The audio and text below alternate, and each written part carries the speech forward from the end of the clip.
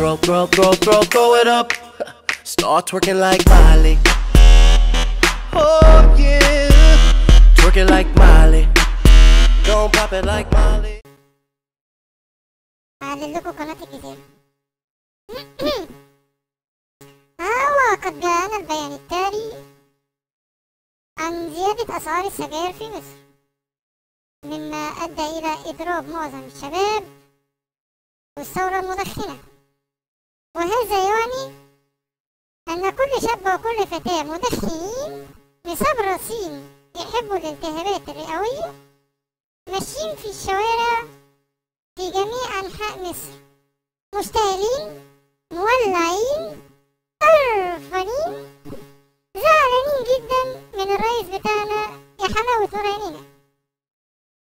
وقد جاءنا البيان التالي: قرار الشعب المصري شباب وبنات، يعني واخد بالك؟ قرار الشعب المصري شباب وبنات، واخد بالك انت كمان؟ قرار الشعب المصري مفيش حد تاني واخد باله. قرار ايه؟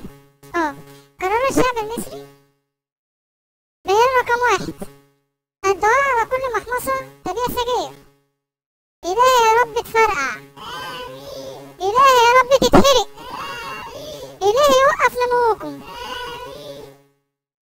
القرار التاني: كل ما نشوف واحد ماشي معاه علبة سجاير أو مولع سيجارة، أولا إلهي يا رب يتحرق بسرعة، إلهي يا رب يتحرق بسرعة من جوه قلبك كده، آمين.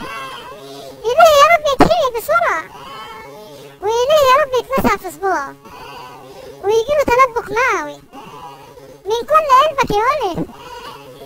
زود كمان يا ولد، يدي غليت يا ولد. قرار رقم 3: كل واحد وكل واحدة معاهم فلوس، المفروض ان هو يدوا صحابهم سجاير، المفروض ان هو يدعموهم عشان الحالة تعبانة مش قادرة بتكح تراب من فترة. اولا إلهي يا رب اللي معاه سجاير وما يدينيش يتشل، إلهي يا رب يجيله شلل في دماغه وتكسح في رجليه ورجله اللي قدام ترجع ورا وتخش في بطنه، قادر يا كريم. قول آمين يا ولد، آمين يا ولد. قرار رقم 4: كل واحد بيبيع سجاير فرط في الشارع وبطل يبيعها.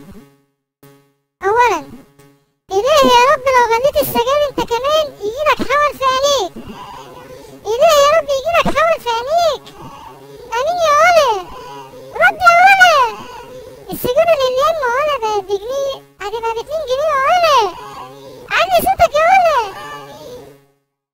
قرار رقم 5: اقول لهم ايه تاني؟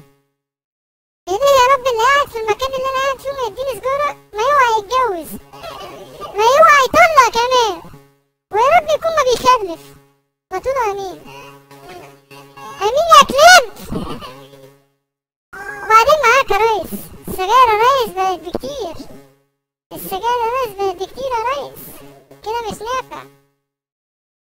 نور عينيك يا ريس مش عارف يسرطن، بقينا كلنا بنشحت من بعضينا وكل واحد معاه سجارة ولا سجارتين، بعد كده بيتنك على صديقه وصاحبه الانتيخ ومش عايز يديله اي حاجة. لازم طبعا يخليه يعمله كوباية شاي ويمسح له رجلين معفنة اللي ما بتتغسلش ويقعد يهزر معاه ويضحكه ويقول له ضحكني يا قصير.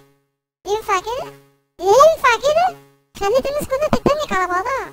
شكرين، انا طالع من البلد، انا كعسلية هعدي من الجنسية المصرية وهاخد جنسية سودانية.